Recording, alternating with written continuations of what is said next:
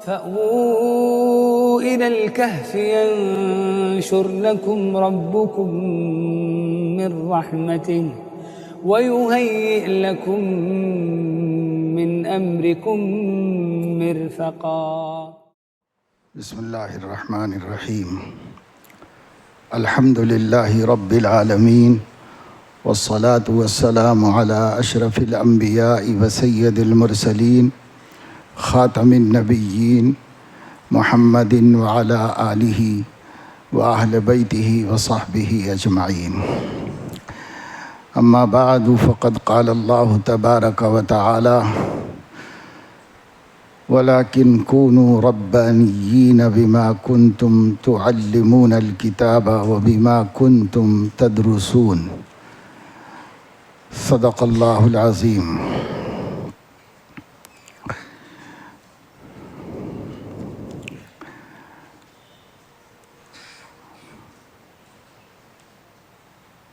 دارالعلوم کراچی میں شوال کے مہینے میں جب مدرسے کی تعلیمی سرگرمیوں کا آغاز ہونے جا رہا تھا تو حضرت مولانا مفتی محمد شفیع صاحب نور اللہ مرقدہ سے خواہش کی گئی کہ وہ اساتذہ سے کچھ ابتدائی ناصحانہ گفتگو فرمائیں. کام کا آغاز ہو رہا ہے، تعلیم شروع ہونے جا رہی ہے. تو اس وقت حضرت مفتی صاحب رحمۃ اللہ علیہ نے جو باتیں بیان فرمائی تھیں ان میں سے اس بات کو حضرت مولانا تقی عثمانی صاحب دامت برکاتہم نے کہیں نقل فرمایا تھا کہ حضرت نے اساتذہ اور علماء سے خطاب کرتے ہوئے ارشاد فرمایا، پوری زندگی پڑھنے پڑھانے اور فقہ تفقہ میں اور قرآن حدیث کی تحقیق میں گزری ہے. اس پوری زندگی کی روشنی میں پورے وثوق اور اعتماد کے ساتھ میں آپ لوگوں سے یہ کہنا چاہتا ہوں کہ جس کام میں آپ لوگ مشغول ہیں اس سے بڑھ کر کوئی اور کام نہیں ہے. اور ظاہر ہے کہ یہ بات ہم جیسے لوگ کہیں تو اس کا کوئی وزن نہیں ہو سکتا، لیکن ایک ایسی شخصیت جس کے بارے میں علامہ زاہد الکوثری نے کہا کہ فقیہ النفس ہیں، پیدائشی طور پر فقیہ ہیں، ایسا فقیہ اگر یہ بات کہہ رہا ہو اور ایک ملک کا شیخ الاسلام اپنے وقت کا مفتی اعظم اور بالخصوص حکیم الامت حضرت مولانا اشرف علی تھانوی رحمہ اللہ کی لمبے عرصے تک تربیت پایا ہوا شخص، جن لوگوں کی مشق کرائی گئی تھی کہ وہ گفتگو سے پہلے 10 دفعے سوچ کر گفتگو کریں، سچائی میں کسی قسم کا کوئی شبہ باقی نہ رہے تب بولیں، ایک ایسی علمی عبقری شخصیت 70 سالہ علمی اور تعلیمی زندگی کے اختتام پر اگر کوئی بات کہہ رہا ہے تو اس کے اندر وزن ہے اور اس کی اہمیت ہے. یہ میں نے سب سے پہلے آپ لوگوں کو اس لیے سنایا کہ آپ سب کا تعلق درس و تدریس، پڑھنے پڑھانے اور پڑھنے پڑھانے کا انتظام کرنے کے منصبوں سے ہے. اس وجہ سے میں نے یہ بات بتائی. کیوں؟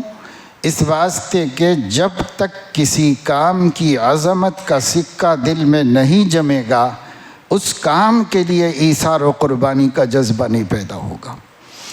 جب آدمی کو کوئی کام اہم ہی نہیں سمجھ میں آتا تو وہ کیوں قربانی دے گا؟ اتنی بڑی قربانی دی جاتی ہے جتنی بڑی منفعت کو حاصل کرنا مقصد ہوتا ہے. قربانی کے پیچھے کوئی مقصود ہوتا ہے. اس لیے سب سے پہلے ہم لوگوں کے قلوب میں جو کام ہم کر رہے ہیں اس کی اہمیت، اس کی عظمت، اس کی منفعت اور اس کا سماج پر کیا اثر ہے، اس کا اعتراف اور اقرار ہونا چاہیے۔ دینی مدارس چلانا کوئی آسان کام نہیں، اور دینی مدارس چلانا کوئی کھیل تماشا نہیں ہے، بلکہ ایک نہایت نازک ذمہ داری۔ ابھی میں نے بتایا کہ کتنی بڑی ذمہ داری ہے، تو اتنی بڑی، جتنا بڑا کام ہے اتنی بڑی ذمہ داری۔ معارف السنن کے مصنف محدث عظیم حضرت علامہ انور شاہ کشمیری کے علوم کے امین علامہ یوسف بن نوری رحمۃ اللہ علیہ نے ایک مرتبہ فرمایا، جو بینات کے ان کے ماہنامے کے اندر چھپا، حضرت نے فرمایا کہ دینی مدارس دنیا کے نفع کے لیے چلانا آخرت کا سب سے بڑا عذاب ہے، اور آخرت کے نفع کے لیے چلانا دنیا کا سب سے بڑا عذاب ہے۔ یعنی جو شخص مخلصانہ طور پر اس کام میں لگتا ہے اور اللہ واسطے دن رات محنت کرتا ہے، اس کو چین سکون نہیں ملتا، اور وہ کوئی عیش و آرام کو سوچ بھی نہیں سکتا۔ ایسے اس کا وقت گزرتا ہے، ایسے اس کی محنت ذہنی، فکری، قلبی، جسمانی ہر طرح کی قربانیاں دینا پڑتا ہے، تب جا کر بقول ایک بزرگ کے کہ ایک ادارے کے قائم ہونا کے پیچھے، ایک ادارہ قائم ہونے کے لیے ایک شخصیت کا خون چوس لیتا ہے۔ یعنی ایک آدمی اپنی جان کی قیمت پر ایک مدرسے کو وجود میں لاتا ہے، اگر واقعی کام کرنا ہے تو۔ اور اگر وہ پیسے کمانے کی مشین ہے تو اس کے لیے کچھ بھی کرنا نہیں پڑتا، وہ کوئی مجاہدہ نہیں ہے، وہ کوئی محنت نہیں ہے، اس کے پیچھے کیا لگے گا؟ وصولیاں کرو، جماؤ، کھاؤ، کھلاؤ، ختم کرو، اس کے پیچھے کچھ نہیں ہے۔ اگر کام کرنے کے لیے، علم کی حفاظت کے لیے، قرآن کی حفاظت کے لیے اللہ تعالیٰ کے سامنے کھڑے ہو کر جواب دینے کے احساس کے ساتھ کام کوئی کرے گا تو جان کھپ کر ایک ادارہ وجود میں آتا ہے۔ اور آپ اس کے لیے اپنے اسلاف کو دیکھ لو، ان کے مدارس کے پیچھے کس کا خون ہے، کس کا پسینہ ہے، کس کی قربانیاں ہیں، کس کی راتیں کس طرح گزری۔ آپ نے اگر نفحۃ العرب پڑھی ہے تو آپ کو پتہ ہے کہ نفحۃ العرب کے مصنف شیخ الادب حضرت مولانا اعزاز علی صاحب رحمہ اللہ، جو 1 سال کے لیے حیدرآباد کے نائب مفتی اعظم بھی رہ چکے نظام اسٹیٹ میں، انہوں نے مقدمے میں لکھا ہے کہ کتنی راتیں میں نے اس کتاب کے لکھنے کے لیے آنکھوں میں کاٹ دی، کتنی راتیں کاٹ دی ہیں میں نے کتابوں کو ڈھونڈنے، قیمتی موتیوں کو چننے، کام کے واقعات کو تلاش کرنے، پوری تاریخ کا، حدیث کا، فقہ کا ہر ایک کا مطالعہ کر کے رات بھر جاگ کر کے ایک کتاب طلباء کے لیے لکھی۔ تو جو لوگ کام کرنے والے ہیں وہ لوگ ایثار و قربانی کی قیمت پر کام وجود میں لاتے ہیں۔ ہم لوگ جس طریقے کے کام کرتے ہیں اس میں اپنی راحت کی قربانی دینا ہی نہیں چاہتے، اور کوئی نبی ایسا نہیں ہے جس نے اپنا سب کچھ لٹائے بغیر امت بنایا ہو، اور ہم لوگ جو ہے اس سے بچنے کی کوشش کرتے ہیں۔ لغو و لایانی و فضولیات میں ہمارا وقت ختم ہوتا ہے۔ ایک محتمم کے بارے میں جانتا تھا، پرانی بات ہے، کہ سب 10-11 بجے تک تو ان کو تیار ہونے میں لگ جاتے تھے۔ 10-11 بجے مدرسے میں تشریف لاتے، دفتر میں بیٹھتے 8-10 اخبار جتنے بھی نکلتے ہیں وہ سب وہاں رکھے ہوئے ہوتے. اس اخبار پہ نظر ڈالی، اس اخبار پہ ڈالی، اس اخبار پہ ڈالی، اس اخبار پہ تھوڑی دیر. اس کے بعد چائے آئی، چائے نوش کر لی. کوئی آ گیا تو اس سے تھوڑی دیر بات چیت ہو گئی. پھر اس کے بعد جو گئے تو گئے. اب ان 2-3 گھنٹوں میں نظر آنے کے علاوہ ادارے پر ان کا سایہ بھی نہیں پڑتا تھا. وہاں ترقیاں کیسے ہوں گی، وہاں اصلاح کیسے ہوگی؟ یہ تو کرنٹ ہے.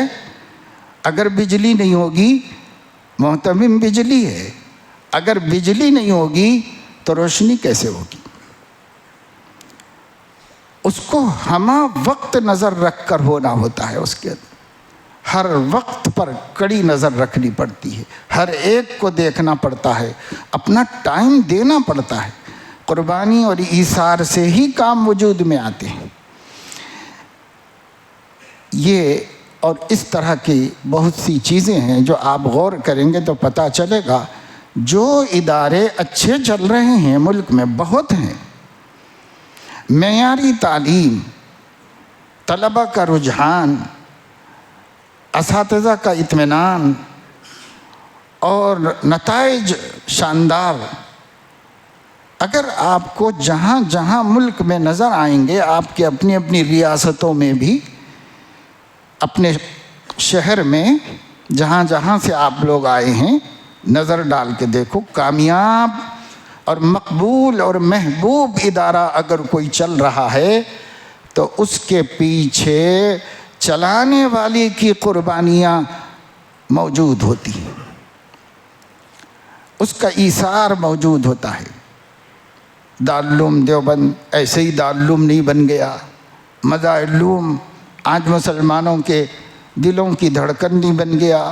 ہر طالب علم چاہتا ہے کسی بھی مدرسے میں پڑھتا ہے کاش کہ وہ دارالعلوم دیوبند سے فارغ ہوتا. نہیں بھی موقع ملا، نہیں بھی پڑھ سکا، تمنا تو ضرور اس کے دل میں ہوتی ہے، خواہش ہوتی ہے. یہ قبولیت عامہ کیسے حاصل ہو گئی اس کو؟ کیا اس کے در و دیوار سے؟ اس سے اچھی خوبصورت عمارتیں مختلف اسٹیٹس میں اب بن گئی ہیں مدرسوں کی.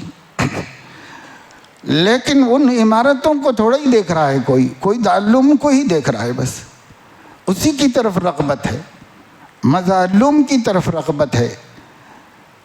اسی طریقے سے ملک کی اور چند نامور یونیورسٹیاں ہیں جن کی طرف طلباء کا رجحان ہوتا ہے. وہ در و دیوار کی وجہ سے نہیں ہوتا، وہ ایثار و قربانی کا جو رنگ اس میں ہے اور جو خون اس کے پیچھے کھپا ہے، اس جانیں گئی ہیں اس کے پیچھے، اس کی خوشبو پوری دنیا کو معطر کرتی ہے اور لوگوں کے قلوب کو کھینچ لیتی ہے اپنی طرف. آج ہم یہی نہیں کرنا چاہتے، یہ ہم نہیں کرنا چاہتے. کتنا ایثار کیا حجت الاسلام مولانا نانوتوی نے، امام ربانی مولانا گنگوہی نے، حضرت مولانا یعقوب صاحب نانوتوی نے، شیخ الہند حضرت مولانا محمود الحسن رحمہ اللہ نے، پھر ان کے بعد ان کے اخلاف نے کتنی قربانیاں دیں اس کے لیے. وہ ایسے ہی دلوں کی دھڑکن نہیں بن گیا مسلمانوں کی، طالب علموں کی، علماء کے دلوں کی دھڑکن ایسے ہی نہیں بن گیا. کوئی چیز تو ہے جسے ہمیں کھوجنا چاہیے، تلاش کرنا چاہیے. اور اگر ہم وہ چیز اپنے ادارے کو نہیں دے رہے ہیں تو پھر اپنے ادارے کے مثمر، بارآور اور سماج پر مؤثر ہونے کی امید بھی ختم کر لینا چاہیے.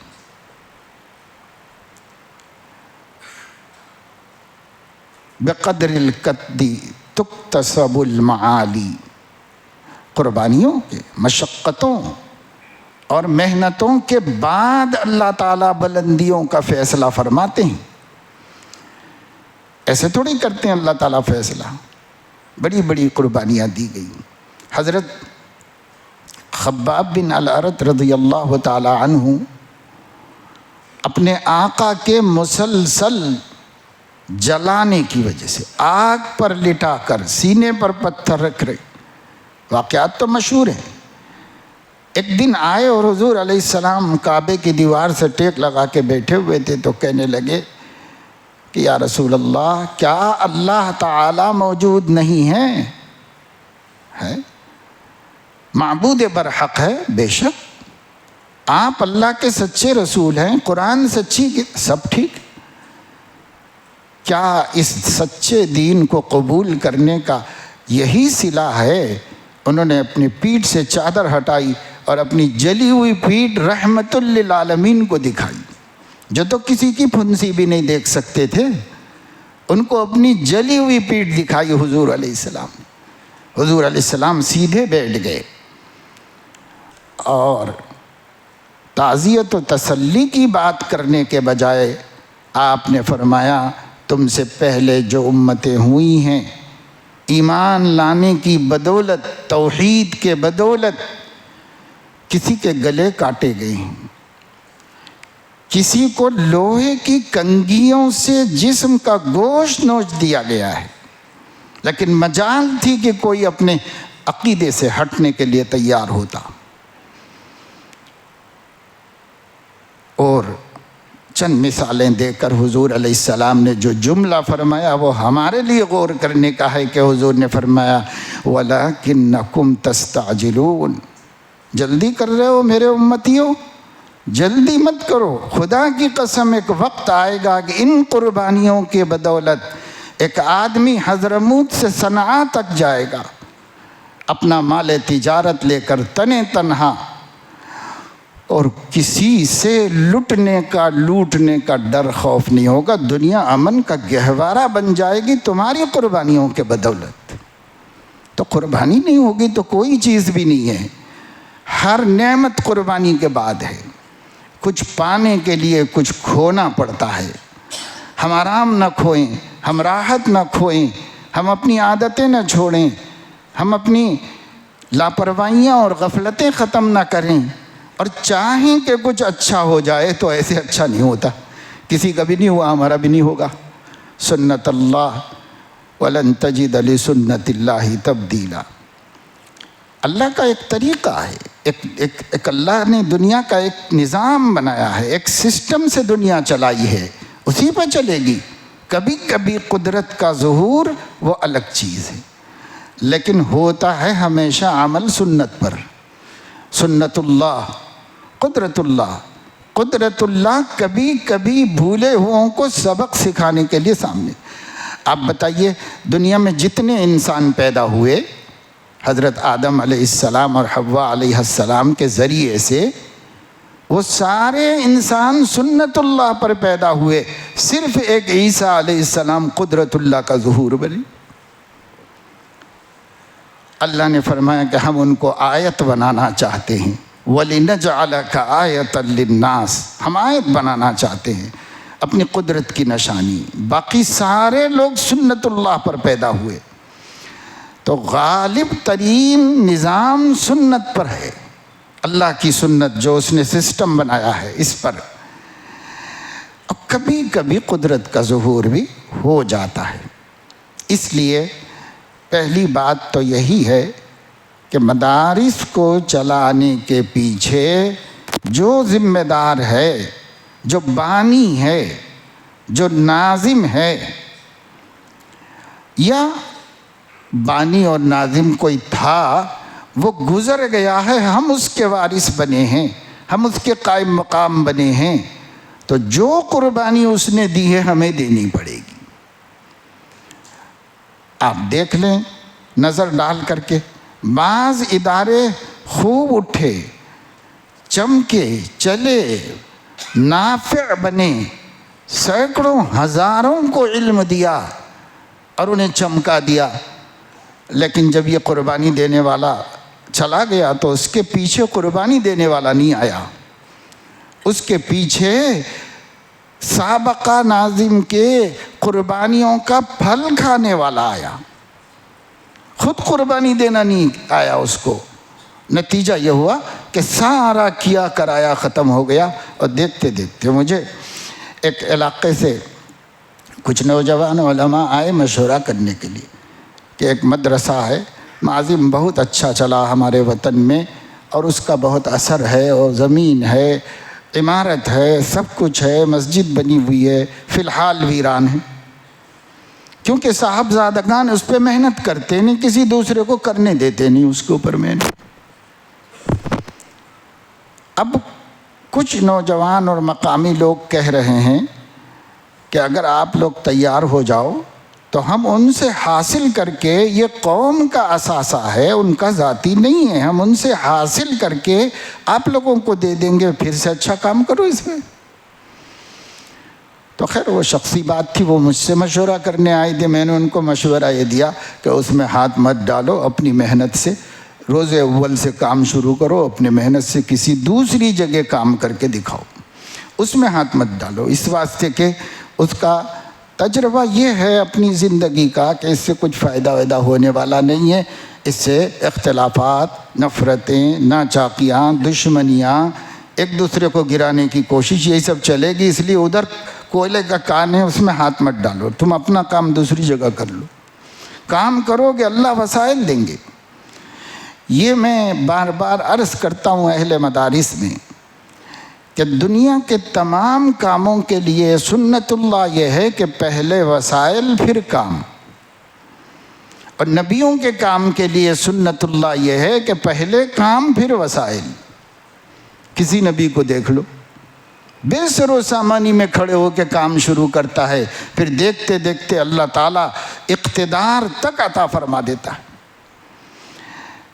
بے سر و سامانی میں کام شروع ہوتا ہے۔ ہمیں وسائل سے کام شروع نہیں کرنا چاہیے، ہمیں کام شروع کرنا چاہیے، ہمارا رب اس کام کو تکمیل تک پہنچانے کا ذمہ دار ہے، اسباب بناتا ہے، دھیرے دھیرے دھیرے دھیرے بناتا ہے۔ میں کئی مرتبہ عرض کر چکا ہوں، جب ہم نے خطابت شروع کی تھی، دارالعلوم دیوبند کے سفیر آتے تھے تو وہ 30 لاکھ کے خرچے کا اعلان کرواتے تھے، اور اب چند برسوں سے آتے ہیں اور وہ کہتے ہیں کہ 70 کروڑ کا اعلان کیجیے۔ تو تب جو تھا خرچہ وہ بھی اللہ دے رہا تھا، اب جو ہے وہ بھی اللہ دے رہا ہے۔ کام رکا ہے کیا؟ کیوں کہ ہر پیچھے آنے والا انتظامیہ، ہر پیچھے آنے والے اساتذہ کی کھیپ اللہ کے واسطے کام کر رہی ہے، محنت کر رہی ہے، قربانی، ایثار وغیرہ سب۔ بے گیا دارالعلوم دیوبند تو ایک استاد بہت قدیم اور دفتر اہتمام میں ذمہ دار بھی تھے، انہوں نے ناشتے پہ بلایا، حضرت قاری عثمان صاحب کے پاس ملنے گئے تو انہوں نے چائے کے لیے روک لیا، تو یہاں سے ہم دیر سے تھوڑا وہاں پہنچے تو استاد نہیں تھے، ان کے صاحبزادے تھے، انہوں نے استقبال کیا، دسترخوان بچھا ہوا تھا، کھانے میں بٹھا، اور یہ کہا کہ ابا نے انتظار کیا لیکن مدرسے کا وقت ہو گیا ہے اس لیے چلے گئے، اور آپ کو مجھے میرے ذمے کیا کہ آپ کو ناشتہ کرا دیں۔ تو سینئر ترین علماء بھی اپنی طرف سے 1 منٹ ادھر سے ادھر نہیں کر سکتے، اور ٹائم پہ جا کر کے دفتر میں بیٹھتے ہیں، تب جا کے چل رہا ہے نا تعلم، ایسے تھوڑا ہی چل رہا ہے۔ اب ہمارے پاس ان چیزوں کی طرف توجہ نہیں۔ دیانت کا حال یہ ہے کہ بلب جل گیا تو لے جا کر کے درخواست داخل کرنی ہے منتظم کو کہ ہم کو بلب چاہیے دوسرا والا۔ تو حضرت مولانا مرغوب الرحمن صاحب رحمۃ اللہ علیہ کے بارے میں مجھے معلوم ہوا کہ وہ پرانا والا لجا کے بتانا پڑتا تھا ان کو کہ دیکھیے یہ جلا ہوا ہے، یہ جلا ہوا، اس کے بعد وہ دستخط کرتے، پھر خزانے سے ایشو ہوتا اور جاری کیا جاتا۔ تو ایک چھوٹے سے بلب کے بارے میں جن کے ہاں دیانت، امانت، خوف خدا کا یہ معیار ہوگا، تو وہ اگر عالمی ادارہ نہیں بنے گا تو پھر کون سا ادارہ بنے گا؟ ہر پہلو سے ہمیں دیکھنا ہوگا کہ نقص کہاں کہاں ہے۔ عربی میں کہتے ہیں این الخلل، این الخلل، خلل کہاں ہیں، کیوں ترقی نہیں ہو رہی ہے؟ آپ کو وہ پوائنٹ تلاش کرنا پڑے گا، تلاش کرنے سے پھر اللہ تعالیٰ ہمیں اس میں ترقی عطا فرماتے ہیں۔ کام تو ہوگا بھائی، آج بھی ہو رہا ہے، کرنے والے اللہ کے بندے کر رہے ہیں۔ ایسے خوشی ہوتی ہے دیکھ دیکھ کر، چونکہ میں مختلف اسٹیٹ میں پھرتا رہتا ہوں، بہت سے مدارس میں جانا ہوتا ہے، اس کام سے بھی نہیں گئے تو کوئی مل جاتے ہیں تو بولتے ہیں ہمارا ادارہ یہاں مدرسہ ہے، تھوڑی دیر 5 منٹ سے چلے جاتے ہیں۔ راستہ چلتے چلتے بھی ہم کو کچھ تقاضا ہو نماز کا، پیشاب کا، اس کا، تو مدرسہ نظر آ جائے تو مدرسے میں چلے جاتے ہیں۔ زندگی تو مدرسے میں گزری، پیدائش بھی مدرسے کے گھر میں ہوئی ہمارے، ہم مدرسے میں پیدا ہو کے مدرسے میں اب تک ہیں، اور اللہ کرے کہ مدرسے ہی سے جنازہ اٹھ جائے ہمارا۔ زندگی پوری مدرسوں میں گزری ہے، مدرسوں سے زیادہ کوئی پسندیدہ جگہ نہیں ہے ہمارے واسطے، کوئی 5 اسٹار ہوٹل اس چھپر سے بہتر نہیں ہے جہاں کچھ بندے اللہ کا دین کا علم حاصل کر رہے ہوں، اس سے زیادہ خوبصورت نہیں منظر ہے، اور اس سے زیادہ آرام دہ جگہ نہیں ہے۔ تو ہم جاتے رہتے ہیں، بعض جگہ جا کر بڑا افسوس ہوتا ہے، ہر قسم کی بد نظمی داخل ہوتے ہی نظر آتی ہے، اور بعض جگہ جا کر بڑا افسوس ہوتا ہے، بہت خوشی بھی ہوتی ہے کہ صاحب کوئی بڑی جگہ نہیں ہے، کوئی بڑی عمارت نہیں ہے، لیکن نیٹنس ہے، طلبہ میں ڈسپلن ہے، سب لوگ پڑھنے پڑھانے میں مصروف ہیں، کچھ نہیں بس اس میں لگے ہوئے، تو اسے دیکھ کر بڑی خوشی بھی ہوتی ہے۔ ایسا نہیں ہے کہ ہمارے ملک میں کام نہیں ہوتا ہو تو اتنے سارے علماء یہاں کہاں سے جمع ہو جاتے مولانا ابو بکر صاحب کے بلانے پر۔ کام ہو رہا ہے، نتائج نکل رہے ہیں، آؤٹ پٹ مل رہا ہے اس کمپنی کا امت مسلمہ کو، لیکن جو لوگ کام کے لیے کام نہیں کر رہے ہیں انہیں 1000 بار اپنے بارے میں سوچنا چاہیے کہ ان کا انجام کیا ہونے والا ہے۔ اگر وہ اس امانت میں خیانت کر رہے ہیں، اگر وہ طلبہ کے، معصوم بچوں کے خود سپردگی کا ناجائز فائدہ اٹھا رہے ہوں، کہ ان کی خیر خواہی نہیں کر رہے ہیں، ہم ان کے وقت کی حفاظت نہیں کر رہے ہیں، ان کی تعلیم کے معیار کی فکر نہیں کر رہے ہیں، بساط بھر جتنا ہم سے ہو سکے، جتنے ہمارے پاس اسباب ہیں، نہیں کر رہے ہیں، تو پھر ہمیں اپنے انجام کے بارے میں سوچنا چاہیے۔ دنیا ہمیں کتنے بڑے مولانا صاحب کہہ دے، اور دنیا ہمیں کتنی بڑی بڑی عمارتوں کا محتمم اور بانی قرار دے دے، اللہ کے سامنے کس طرح جائیں گے؟ اللہ کے سامنے ہماری کیا ویلیو ہے، کیا وزن ہے؟ جس کو اس کا ڈر ہے اس کا ہر کام نکھرا ہوا ہے، صاف ستھرا ہے اور مؤثر ہے، بابرکت ہے، اور جس کو اس کی پرواہ نہیں ہے وہ کیا کرے؟ ابھی کئی مدرسے، ایک جگہ ایک ہمارے شاگرد ہیں اور معتبر آدمی ہیں، انہوں نے کہا کہ میں ایک جگہ پان لینے کے لیے گیا، پان کی دکان پر، تو قریب میں ایک گھر میں سے قرآن شریف پڑھنے کی آواز آ رہی تھی، بچے پڑھ رہے تھے، تو وہ بھی حافظ قرآن ہیں اور خود بھی ایک مدرسہ چلاتے ہیں، تو انہوں نے کہا کہ مجھے خوشی ہوئی بھئی یہاں پہ کوئی مدرسہ ہے، بچے پڑھ رہے ہیں، اور چپلیں رکھی ہوئی ہیں لائن سے، بہت ساری چپلیں باہر رکھی ہوئی ہیں، دروازہ اندر سے بند ہے اور بچوں کے قرآن پڑھنے کی آواز آ رہی ہے۔ حیدرآباد کے ایک محلے کا واقعہ بتا رہا ہوں میں آپ کو۔ اس آدمی کو بھی توثیق کے لیے پیش کر سکتا ہوں جس نے یہ واقعہ دیکھا۔ جب انہوں نے اندر جا کے بچوں کو دیکھنے کے لیے کوشش کی، دروازہ کھلایا تو اندر ریکارڈر چل رہا تھا، کوئی بچے نہیں تھے، باہر چپلیں رکھی ہوئی ہیں بچوں کی، اور اندر ریکارڈر میں بچے پڑھ رہے ہیں، بورڈ لگا ہوا ہے، لیکن کوئی وہاں موجود نہیں۔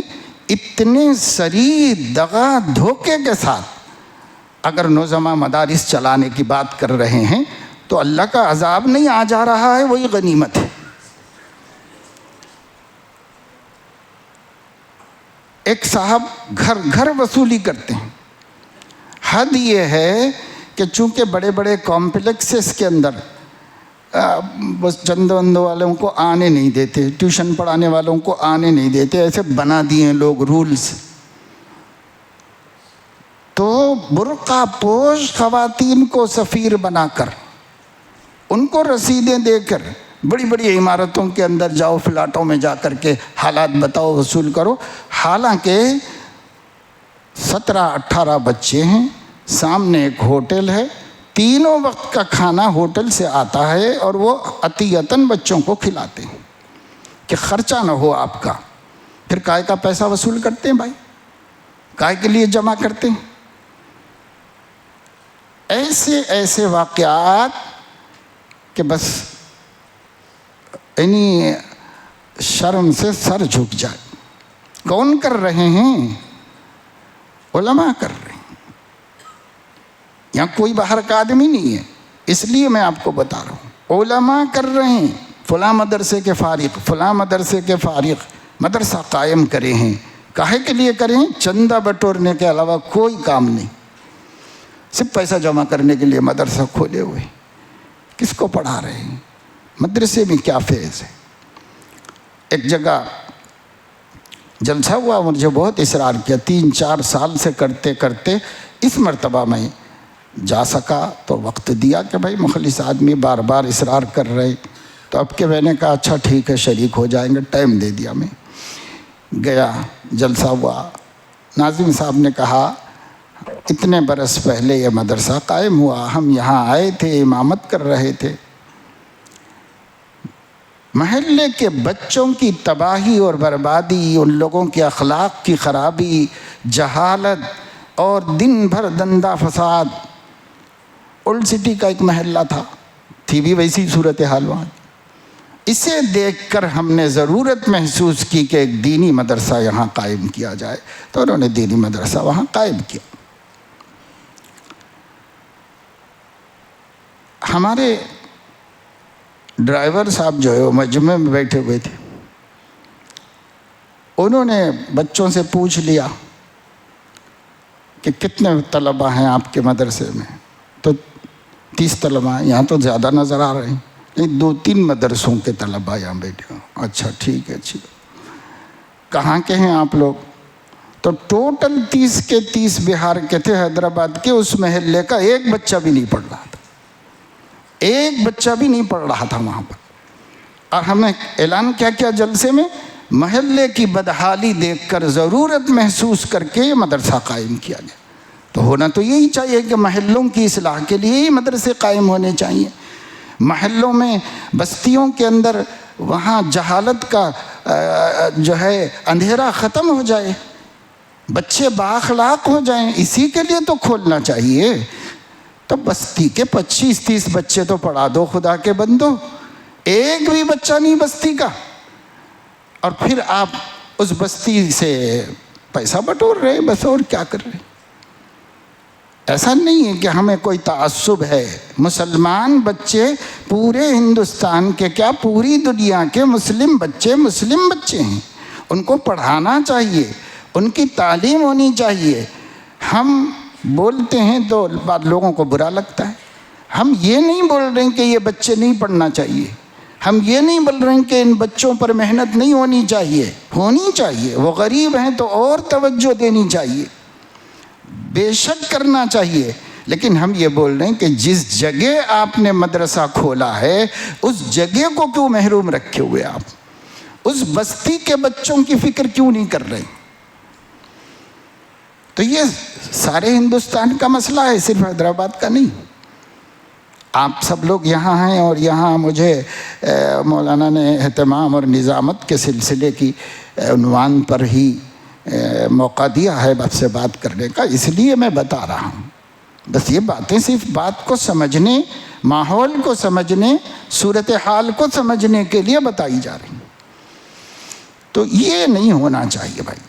مدرسہ کو اگر اب بعض لوگ یہ کہنے لگے کہ مدرسہ انہوں نے بھی دکان کھول لی ہے، تو اگر ہمارے جیسے اتنی لمبے عرصے سے ہمارے سماج پر نظر رکھنے والا کوئی آدمی ہوگا تو میں تو برا نہیں مانتا، اس لیے کہ اکثر دکانیں ہی ہیں، کچھ مدرسے ہیں جو کام کر رہے ہیں، اکثر دکانیں ہی۔ ایسے فراڈ، ایسے دھوکے، اللہ اکبر۔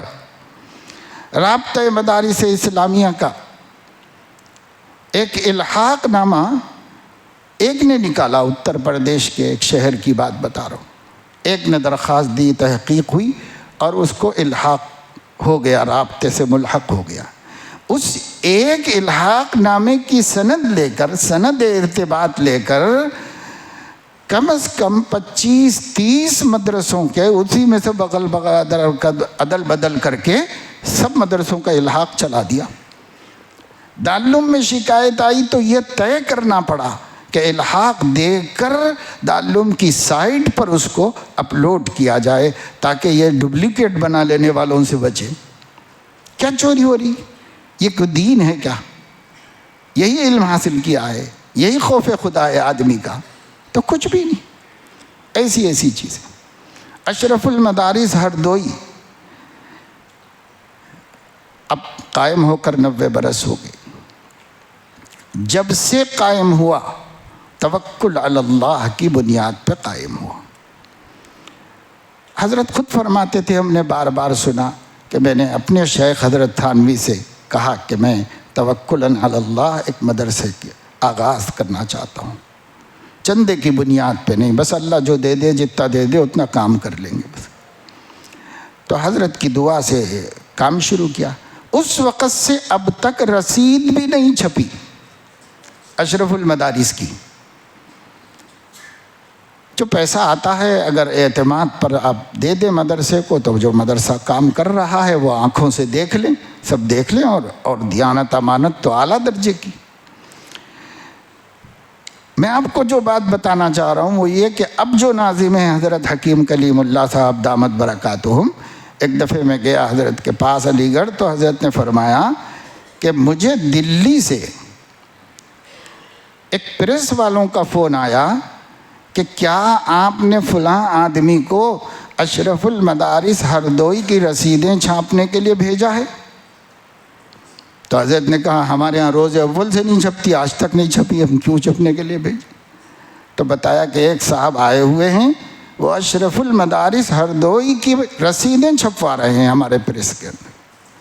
مجھے ڈاؤٹ ہوا، اس لیے میں نے آپ سے رابطہ کیا، کہ ہم نے کبھی نہیں چھاپی اور ہمارے ہاں نظام ہی نہیں، ہمارے ہاں محصل نہیں ہوتا، معرف ہوتا ہے، جو ہر مسجد میں جا کر کے مدرسے کا تعارف کرا کے آ جاتا ہے، پیسے وصول کرنے نہیں جاتا کہیں بھی۔ تو بتائیے کیسے کیسے جرتیں ہیں اور کیسی کیسی دغا بازیاں، دھوکے بازیاں ہیں۔ بڑی بڑی اہل اللہ کی شخصیتوں کی آبرو کا بھی خیال نہیں ہے، اب بس اپنی دنیا بنا رہے ہیں، اپنی دنیا بنا رہے ہیں۔ کیا کریں گے جب اللہ مریں گے تو کس کو؟ ایسا لگتا ہے کہ ہے ہی نہیں اللہ تعالیٰ کا مرنے کا خیال۔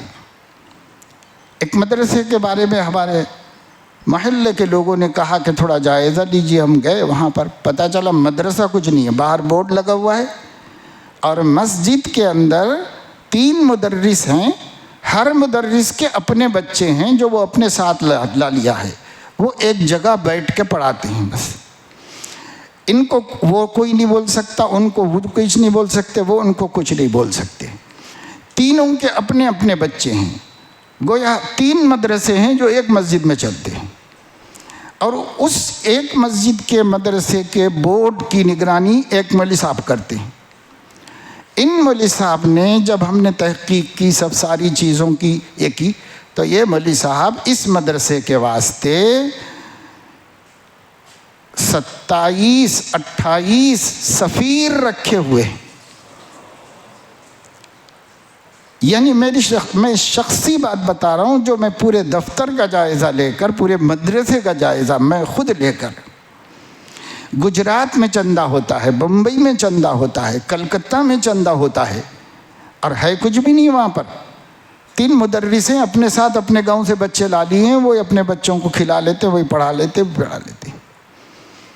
مسجد ایک ایسی جگہ پر ہے جہاں سے متمول طبقے کی آمد و رفت ہے، تو وہ لوگ خود غلہ اناج ہر چیز بھی بھیجتے رہتے ہیں، دیتے رہتے ہیں، کوئی خرچہ نہیں ہے، اور 27-28 سفیر وصول کر رہے ہیں 70% کمیشن کے اوپر، یعنی 70 روپے وہ لے لیں، 30 روپے مدرسے کو، تو مدرسے کو ضرورت ہی نہیں، جو آ رہا ہے فری میں آ رہا ہے تو ضرورت کیا ہے، تو 70 تم لے لو، 30 ہم کو دے دو مدرسے کو۔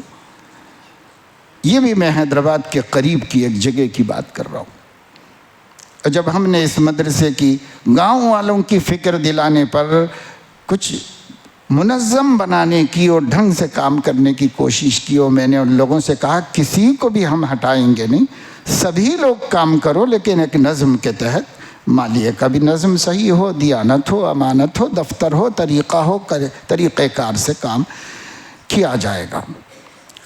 تو سب مل کر ایک محاذ بنا کر اطراف و اکناف کے 15-20 ائمہ کو جوڑ کر پولیس اسٹیشن میں ہمارے خلاف شکایت کرا کر کے یہ کہ صاحب گاؤں والے جو ہیں وہ خواہ مخواہ ہمارے مدرسے میں گھس رہے ہیں، اس لیے تو خیر ہم نے کام کو کوئی دلچسپی نہیں ہے بھائی، آپ ہی لوگوں نے کہا کہ آؤ دیکھو ذرا مشورہ دو، راستہ بتاؤ، تو ٹھیک ہے، ورنہ ہمارے کام اتنے ہیں کہ ہم کو کوئی دلچسپی نہیں ہے کہ آپ کے کام میں دخل دیں، جیسا کر رہے ہو کر لو، ہمیں کیا کرنا ہے؟ اگر آپ اپنی عاقبت برباد کرتے ہیں اور دین کو دنیا بنا لیتے ہیں اپنی، بنا لو، ہمیں کیا کرنا ہے، چھوڑ دیا ہم نے اس کو۔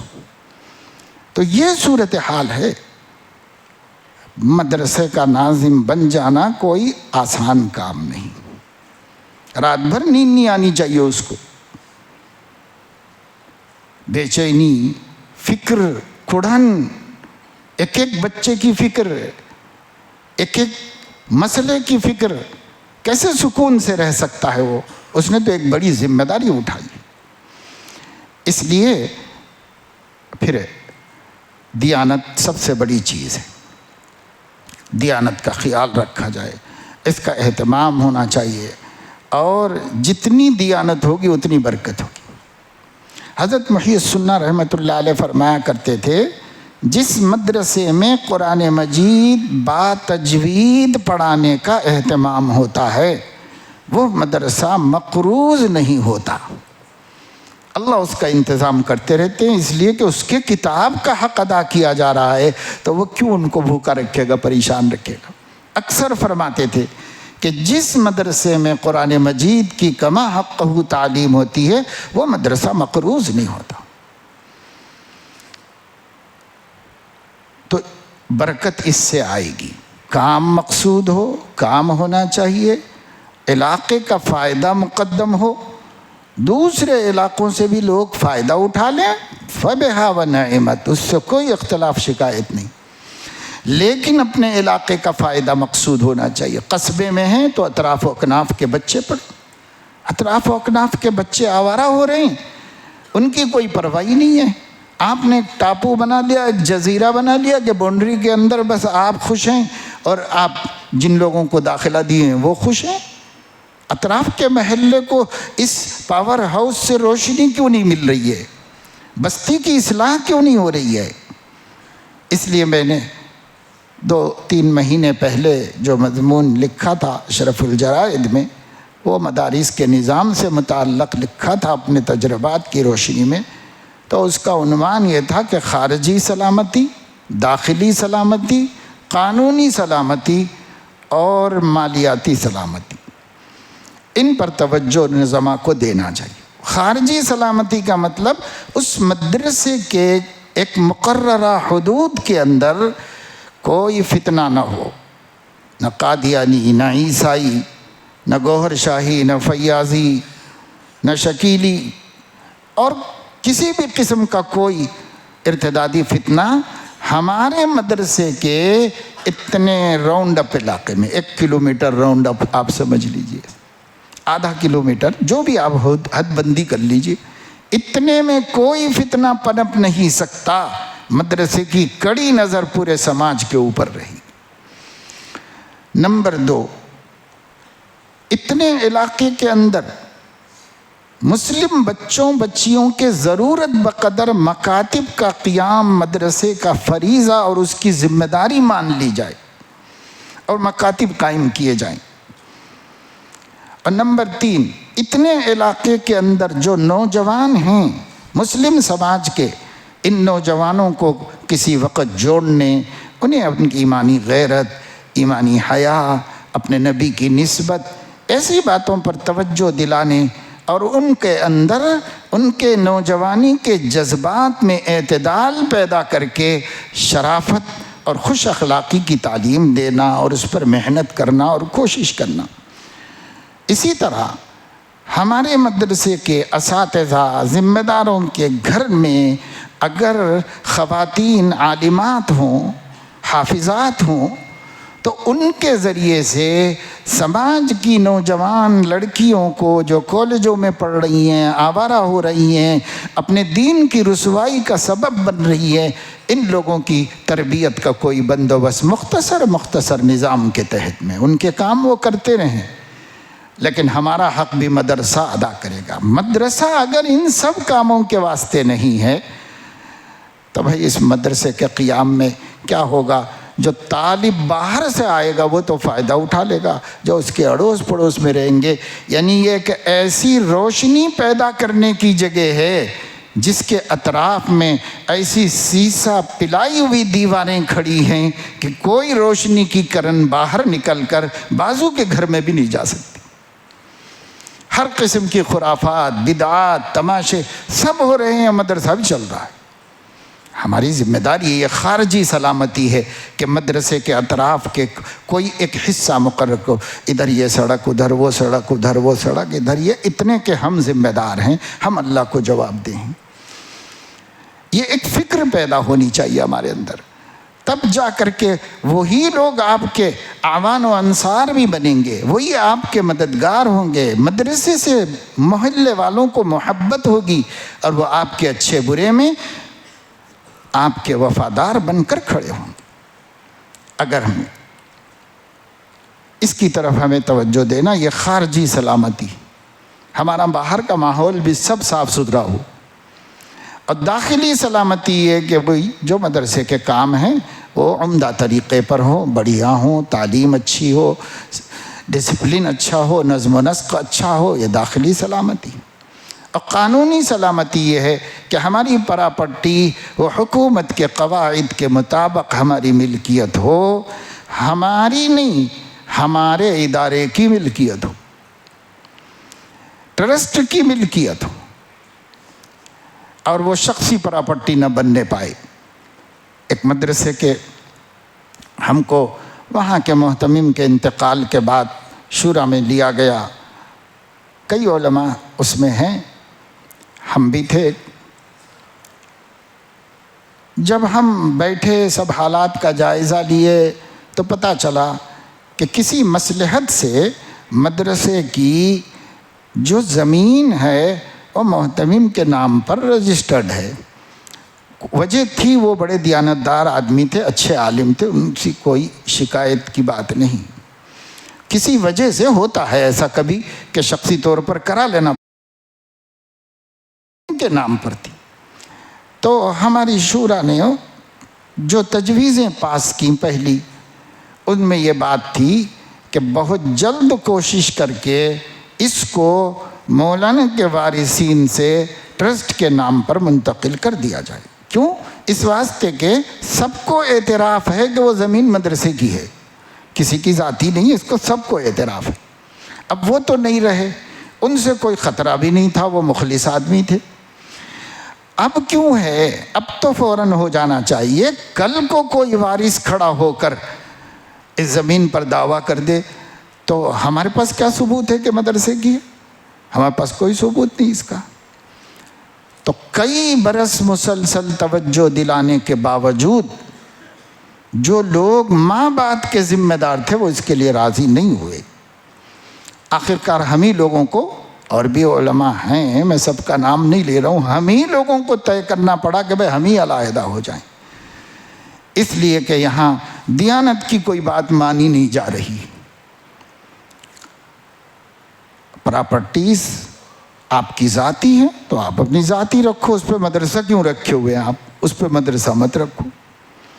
پراپرٹی اگر ٹرسٹ کی ہے تو ٹرسٹ کو شفٹ کر دو، تاکہ ہمارے بعد ہمارے وارثین اس پر حق نہ جتائیں اور اسے اپنی ذاتی پراپرٹی نہ کہیں۔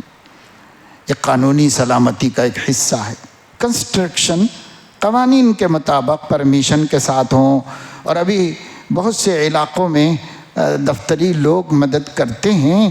اگر ہم نے پہلے غفلت کی تھی تو اب بھی کوشش کر کے ہم کاغذات اس کے بنوا لیں، جتنا ممکن ہو سکے وہ تو کر لیں۔ یہ بھی قانونی سلامتی میں داخل ہے۔ قانونی سلامتی کے اندر مالیے کا حکومت ہند کے مالیاتی قوانین کا مطابق ہونا، اسی طرح کے حسابات ہونا اور اسی طرح کی جانچ ہونا اور اسی طریقے سے حکومت میں داخل کیا جانا۔ اب یہ تو بہت چل رہے ہیں نا، کئی کیمپ ہو گئے، کئی پروگرام ہو گئے اس عنوان پر، بات بہت ہو گئی، لیکن میں وہ 4 باتوں میں سے یہ بات بتا رہا ہوں کہ ان سب کی فکر ہم کو کرنی ہے۔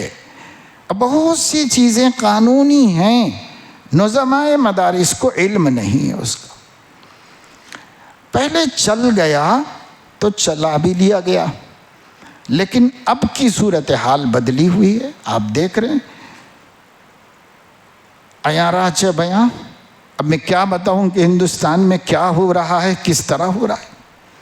اگر اس کو یہ کہا جائے کہ ظالمانہ ہے تو بھی ٹھیک، جانبدارانہ ہے تب بھی ٹھیک، فتنہ پسندی ہے تو بھی ٹھیک، سب کچھ ہو رہا ہے، چھپا ہوا کچھ بھی نہیں ہے آنکھوں سے۔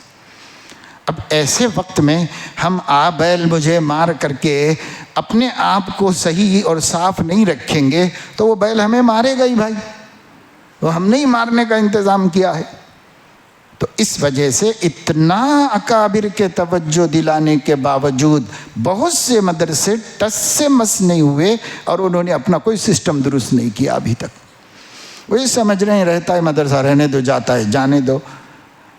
ہم نے تو کینیڈا کا ویزا نکال کے رکھا ہوا ہے، جب کوئی مصیبت آئے گی ہم باہر ملک میں چلے جائیں گے۔ جی نہیں، ایسے لوگ ہیں جن کو جانتا ہوں میں، انہوں نے اپنی حفاظت کا انتظام کر رکھا ہے۔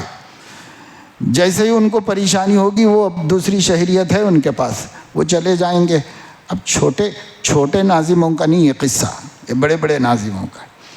چھوٹے ناظم تو بیچارے کیا ہے، وہ جیسا بھی ہے، ان کی جہالت ہے، ناواقفیت ہے کہ وہ صحیح کام نہیں کر پاتے ہیں۔ بس جذبہ اچھا ہے، کام کرنے کا شوق ہے، کر بھی رہے ہیں، لیکن سسٹمیٹک اس لیے نہیں کر رہے ہیں کہ ناواقف ہیں، بالکل بے خبر رہیں حالات سے۔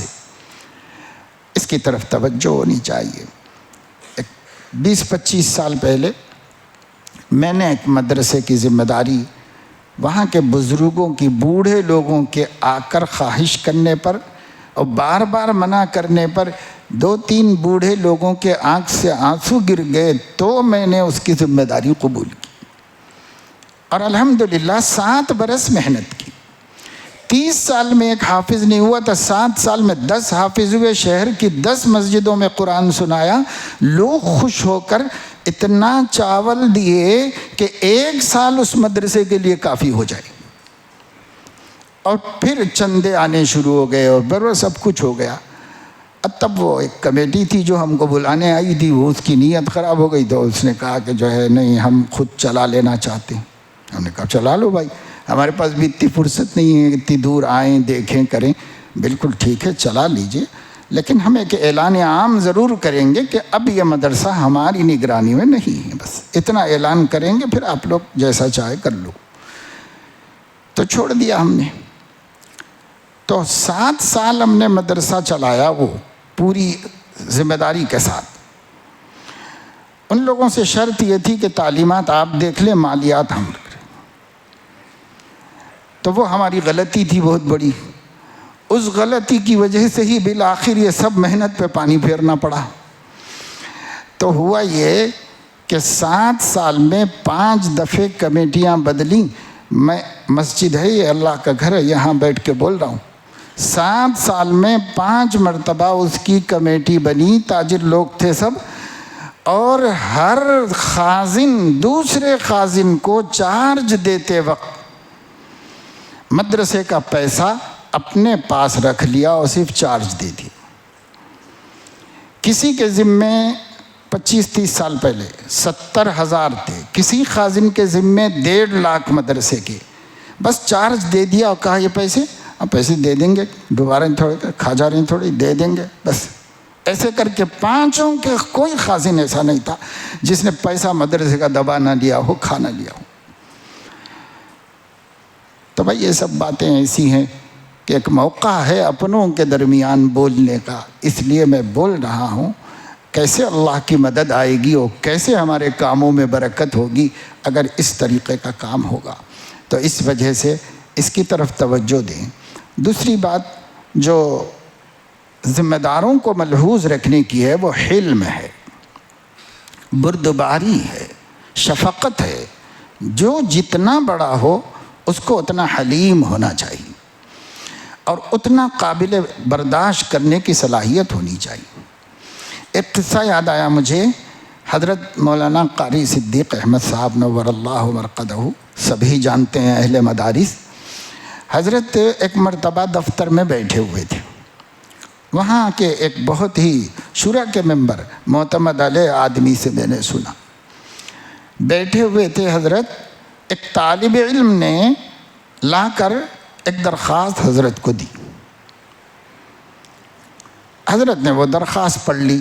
پوری پڑھنے کے بعد اس کو لپیٹ کر کے اپنی مٹھی میں لیتے ہوئے اس سے کہا, ارے بھائی اتنی سی بات کے واسطے یہ سب کی کیا ضرورت تھی, بس اتنا کہا اور کچھ پیسے نکال کر اس کو دے دیے. ان کے داماد بازو بیٹھے ہوئے تھے, وہ دفتر کے کام کرتے تھے. انہوں نے حضرت سے کہا کیا درخواست ہے, کیا کہا اس نے, کیا لکھا؟ تو حضرت نے نہیں بتایا. وہ لپیٹ چکے تھے اسے, چھوٹی بتی بنا کے پکڑ چکے تھے ہاتھ میں. لیکن وہ بہرحال داماد تھے, وہ سمجھے کہ کچھ ہوا ہے خاص, تو کسی طریقے سے حضرت کے ہاتھ میں سے انہوں نے نکال لی, وہ پرچی لے لی. اس پرچی میں یہ لکھا ہوا تھا کہ میرے پاس صابن نہیں ہے کپڑے دھونے کے لیے, میرے پاس جو ہے منجن نہیں ہے, چھوٹی چھوٹی چند چیزیں یہ نہیں ہے میرے پاس, اور آپ کی ذمہ داری ہے کہ اس کا انتظام کریں. بخاری شریف پڑھا دینے سے تھوڑی کام چل جاتا ہے, ناظم بن جانے سے پیر بن گئے آپ, اب فلاں بن گئے, یہ سب لکھا ہوا تھا اس کے اندر. میں معمولی سے مطالبے کے واسطے اتنا سب لکھ دیا کہ آپ شیخ الحدیث بن گئے ہیں, ناظم بن گئے ہیں, پیر بن گئے ہیں, فلاں بن گئے ہیں, فلاں بن گئے ہیں, طالب علم پریشان ہے, آپ کو اس کی فکر ہی نہیں. یہ لکھا. تو جب حضرت کے ہاتھ سے ان کے داماد نے وہ چٹھی کسی طرح چھڑا لی تو حضرت نے سوچا کہ میں چھپا دینا چاہتا تھا, اب تو کسی کو معلوم ہو جا رہا ہے کہ اس نے کیا لکھا. تو حضرت نے ان کو چھڑا دینے کے بعد کہا, دیکھو اس کا حق ہے, وہ جو چاہے مجھے کہہ سکتا ہے, آپ یہ بات اپنے حد تک رکھیں اور سنو, اگر کسی ناظم میں اتنی تحمل نہیں ہے تو اسے ناظم بننے کا بھی حق نہیں ہے. اتنی بدتمیزی, معمولی طالب علم, سب کچھ نواز دیا اتنی بڑی شخصیت کو, کیا مقام تھا. ہم جیسے دکھاوے کے لوگوں کو بھی طیش آ جاتا ہے اگر کوئی بدتمیزی کر دیتا ہے تو, چاہے طالب علم ہی کیوں نہ کرے. وہ کتنی بڑی شخصیت تھی. اتنی بڑی شخصیت کا کہنا یہ ہے کہ اگر ناظم میں اس قدر تحمل اپنے چھوٹوں کو برداشت کرنے کا نہیں ہے تو اسے ناظم بننے کا بھی کوئی حق نہیں. تو یہ تھے ہمارے اکابر. اور اس طریقے سے وصال کے بعد قریب ہی زمانے میں ہمارے حضرت مولانا احمد عبداللہ طیب صاحب دامت برکاتہم نے بتایا, وہ تو وہاں کے شورا کے رکن بھی ہیں, حضرت کے خلیفہ بھی ہیں. انہوں نے بتایا کہ ایک دن حبیب بھائی کے حضرت کے صاحبزادے کے خواب میں حضرت آئے, چند ہی دنوں کے بعد وصال کے. خواب میں آ کر یہ کہا کہ بچے جو ہیں وہ پہلے ایک آلہ ہوتا تھا خبریں سننے کا, کہ بچے یہ آلہ رکھ کر کے کرکٹ کی خبریں سن رہے ہیں. تم لوگ کیا نگرانی کر رہے ہو اور کیا بچوں کی تربیت کی فکر کر رہے ہو؟ تو دیکھیے کہاں چلے گئے اس دنیا سے، لیکن فکریں بھی ہیں تو اسی مدرسے کی جس مدرسے کے لیے خون پسینہ ایک کر دیا، جس مدرسے کے لیے گھر میں فاقہ ہوا۔ یہ پرانے زمانے کی بات نہیں، گھر میں فاقہ، چنا کھا کر، مرمرے کھا کر جس نے سبق پڑھایا ہے، جو کبھی پانی پہ اکتفا کر لیا ہے۔ فکر کتنی ہے کہ بچوں کی نگرانی ہو، تربیت ہو، ان لوگوں میں کوئی بات ایسی نہ پیدا ہو جس سے غفلت ہو رہی ہو۔ آج بھی حال یہ ہے کہ صاحب وہ چل رہا ہے، یہ چل رہا ہے۔ تو ایک طالب علم کو میں نے کہا کہ بھائی فون لا کے جمع کر دو میرے پاس۔ وہ مدرسے کا طالب علم، اس کے والد نے ہی کہا کہ اس کے پاس فون ہے، آپ جمع کر لیجیے۔ میں نے کہا لا کے جمع کر دو۔ تو آپ کو تعجب ہوگا کہ میں لیٹ گیا تھا، وہ فون لے کے آیا، میں آنکھیں بند کیا ہوا تھا۔ پھر مجھے خیال ہوا کوئی ہچکیاں سسکیاں لے رہا ہے، تو آنکھ کھول کے دیکھا تو وہ فون لے کے کھڑا ہوا تھا دے دینے کے واسطے۔ فون اپنے پاس سے لا کر جمع کرا دینے کے لیے سسکیوں کے ساتھ رو رہا تھا۔ میں نے کہا تیری ماں مر گئی، کہا کہ لیے اتنا رو رہا ہے بھائی، کیا مصیبت آ گئی؟ تو بولے کہ نہیں آپ کا سب ٹھیک ہے حضرت، یہ فون نہیں لینا تھا آپ میرے پاس سے۔ اچھا ٹھیک ہے۔ تو میں کہا کہ ٹھیک ہے بھائی یہاں رکھ دے، چلے جاؤ، جب مناسب ہوگا دیں گے ہم، جب ضرورت ہے آ کے ہم سے پوچھ کے والدہ سے بات کر لینا، اس سے زیادہ ہم آپ کے پاس نہیں رکھیں گے، بس یہی رہے گا وہ۔ تو یہ ہوتا ایسا تو طلبہ لگے کیوں بھائی اتنا رونا آیا؟ تو اب مجھے وہ الفاظ نہیں معلوم ہے، دوسروں نے بتایا، دوسرے بچوں نے، کہ وہ کوئی بھی میچ چل رہا ہے کرکٹ کا عالمی اعتبار سے، تو وہ اس کی خاطر اتنی مصیبت آ رہی ہے کہ سب اس کی خبریں نہیں ملیں گی۔ اب یہ ہے، اب اعتکاف میں بھی اسی کی بے چینی کہ فلاں کا کیا ہوا، فلاں ملک کا کیا ہوا، فلاں ملک کا اسکور کیا ہے، اس کا کیا ہے، اس کا کیا ہے۔ اعتکاف میں بھی بے چین، تراویح میں بھی بے چین، یہ حالت ہے۔ ایک صاحب نے مجھے بتایا کہ امام صاحب جو ہیں 2 رکعت پہ سلام پھیرتے ہی ایک بچہ جا کے ان کے کان میں کچھ بول رہا تھا، پھر وہ 2 رکعت پڑھا رہے تھے، پھر ایک نوجوان آ کے کچھ بول رہا تھا۔ تو بعد میں ہم لوگوں کو سمجھ میں نہیں آیا کہ 2 رکعت کے بعد کیا بولتا ہے، ان کے کان میں کوئی غلطی بتاتا ہے، کیا غلط پڑھے، کیا ہے، کدھر ہے بتا۔ تو پتہ چلا کہ امام صاحب نے خود ہی ان کو پابند کیا تھا کہ ہر 2 رکعت کے بعد مجھے آ کر صورتحال بتانا، میچ کی کیا صورتحال ہے اس کو بتا۔ تو اب تو یہ تو لطیفہ لگ رہا ہے ہم لوگوں کو، لیکن یہ بات مسجد میں ہوئی رمضان کے دوران، جو مسجد کے ذمہ دار ایک ذمہ دار نے مجھے بتائی۔ تو خیر میرے دوستو، ہمیں اپنے طلباء کے ماحول کی فکر کرنا ہے اور بہت ہی حکمت عملی سے کرنا ہے۔ حلم ہونا چاہیے، بد زبانی، سخت زبانی نہیں۔ بعض ایسے ناظموں کے بارے میں بھی ہم جانتے ہیں کہ ان کو سیدھی شرافت کی زبان ہی نہیں آتی، گالیاں تک ہیں زبان پہ، اللہ بچائے۔ اب بچے کیا سیکھیں گے بھائی؟ تو یہ صورتحال نہیں ہونی چاہیے بھائی۔ ہم کس مقام پر ہیں وہی شرافت ہمارے اندر ہونی چاہیے، بہت ہی بردباری ہونی چاہیے، بہت۔ امام شامی نے تو عام علماء کے لیے کہا ہے کہ عالم کو چاہیے کہ وہ اپنی مروءت کا خیال رکھے، یعنی شرافت و تحمل و بردباری کا خیال رکھے۔ یہ کبھی کسی عالم سے دور نہیں ہونی چاہیے یہ صفت۔ مولانا نے لکھا کہ اچھی صفات کا سماج پہ کیا اثر ہوتا ہے، ماتحتوں پر، اب بری صفات کا کیا اثر ہوتا ہے۔ تو بھائی صفات تو اثر ڈالتی ہی ہے، اس کی تفصیل میں ہم جائیں گے تو بات بہت لمبی ہو جائے گی۔ امام غزالی رحمۃ اللہ علیہ نے احیاء علوم الدین میں